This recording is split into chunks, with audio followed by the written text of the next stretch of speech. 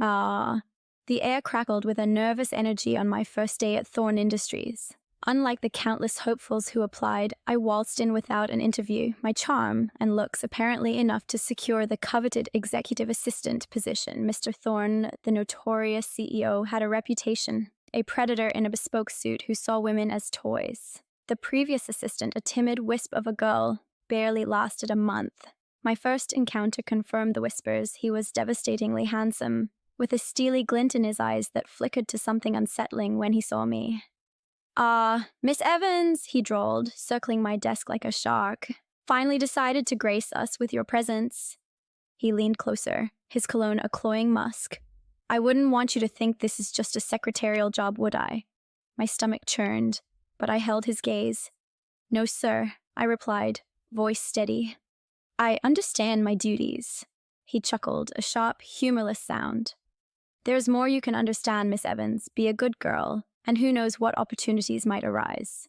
I swallowed the disgust. This wasn't news. The trick, I realized, was to play his game without becoming a pawn. Over the next few weeks, I became an expert at deflecting his advances, couching refusals in work-related jargon, keeping a professional distance. He persisted, but there was a grudging respect in his eyes now. He threw challenging tasks at me, testing my capabilities.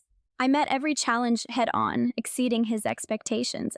The turning point came during a high-stakes negotiation. Mr. Thorne, notoriously impatient, was about to walk away from a lucrative deal. I intervened, calmly presenting a counter-offer he hadn't considered. The deal was secured, and for the first time, I saw genuine appreciation in his eyes. We celebrated with takeout in his office, a rare moment of casualness. We talked about our dreams, our struggles. A spark ignited, a connection I couldn't ignore. The lines blurred.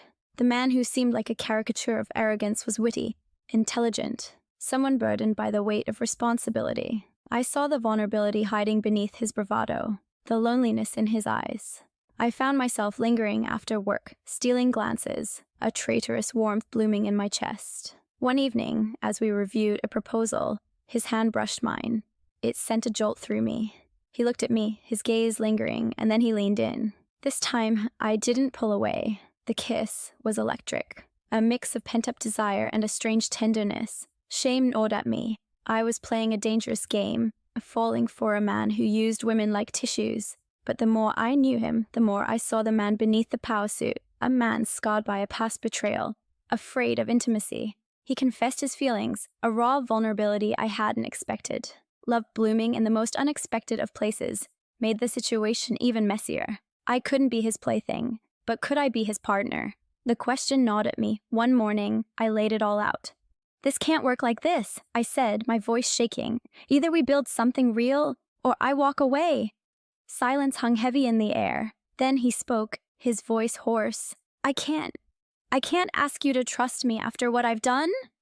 "Trust has to be earned," I said, my heart pounding, "but are you willing to try?" It was a long road. Therapy sessions, awkward apologies to the women he'd wronged, working on building a workplace free of harassment. Slowly, the whispers around me faded. I became known not for my looks, but for my sharp mind and fierce loyalty to both the company and Mr. Thorne, now just David. Our journey wasn't a fairy tale. There were doubts, relapses, moments of anger.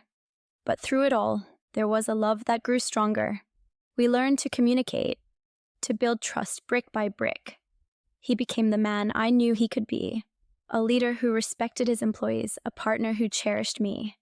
Years later, sitting in our office overlooking the city, the scars of the past barely a whisper, I knew falling in love with David Thorne was the most unexpected, most rewarding risk I ever took. It taught me that love can bloom in the most unlikely places and that sometimes the most challenging battles are fought on the battleground of the heart. The victory felt bittersweet. Thorne Industries thrived under our combined leadership, but whispers of my past, of how I got the job, still lingered. It fueled a fire in me, a need to prove myself not just as David's partner, but as a force to be reckoned with in my own right. One evening, amidst a mountain of paperwork, an idea struck. David, ever the skeptic, raised an eyebrow. "Starting a women's mentorship program within the company. Ambitious even for you, Sarah." "Ambitious, yes," I said, a spark in my eyes, "but necessary. These women deserve a fair shot, a chance to rise without complications." He understood the unspoken part, the weight of the past. The program was a success. We partnered with local universities offering internships and career guidance. Women with brilliant minds and steely determination started filling our ranks. A young woman named Maya, stood out. Sharp as a tack and fiercely independent, she reminded me a lot of myself at her age. David, ever the mentor, took Maya under his wing. He saw something special in her, a raw talent that needed honing. I watched with a mix of pride and a flicker of unease, and David's intensity could be intoxicating, and Maya, with her youthful vulnerability, seemed susceptible. One late night, I found them both in David's office, hunched over a proposal. The air crackled with a different kind of energy this time, a tension that made me clench my jaw. David, sensing my discomfort, offered a reassuring smile, but the worry lines on his forehead remained. Later that night, I confronted him, my voice laced with concern. "David," I said, "be careful. Remember what it cost you, what it almost cost us." He sighed, pulling me close. "I know, Sarah. Trust me. Maya's off limits. She reminds me of you, actually. She deserves a chance, fair and square." Relief washed over me, tinged with a touch of something else, an insecurity I hadn't expected. Could a young, brilliant woman like Maya threaten our relationship? The thought was absurd, but the seed of doubt was sown. The following weeks were a test. David spent more time mentoring Maya, their late-night work sessions becoming a regular occurrence. Jealousy, a green-eyed monster I thought I had conquered, reared its ugly head. I found myself snapping at David, questioning his decisions, pushing him away. One evening, the dam broke. During a heated argument, I blurted out the truth. My insecurities, the fear that Maya might replace me. David's face hardened, his disappointment palpable. "Sarah," he said, his voice low, "this isn't about Maya. It's about you not trusting me, not trusting yourself." His words cut deep. He was right. My journey towards self-worth was far from over. Shamefaced, I apologized, promising to work on my insecurities. We decided to confront Maya, not with accusations, but with honesty. We told her about our past, the mistakes we made, the importance of a healthy work environment. Maya, to her credit, took it in stride. She understood the baggage we carried, and in turn, shared her own struggles, the pressure of being a woman in a male-dominated field, the constant need to prove herself. A new dynamic emerged. We became a trio, bound by a shared past and a common goal. David, Maya, and I, a mentor, a mentee, and a couple determined to rewrite the narrative. We fought for equality within the company, challenged ingrained biases, and created a space where women could thrive. Years later, Maya stood on the very stage where I once stood, receiving an award for her groundbreaking work. Watching her, confident and brilliant, I felt a surge of pride. The seed I planted, the program I initiated, had blossomed.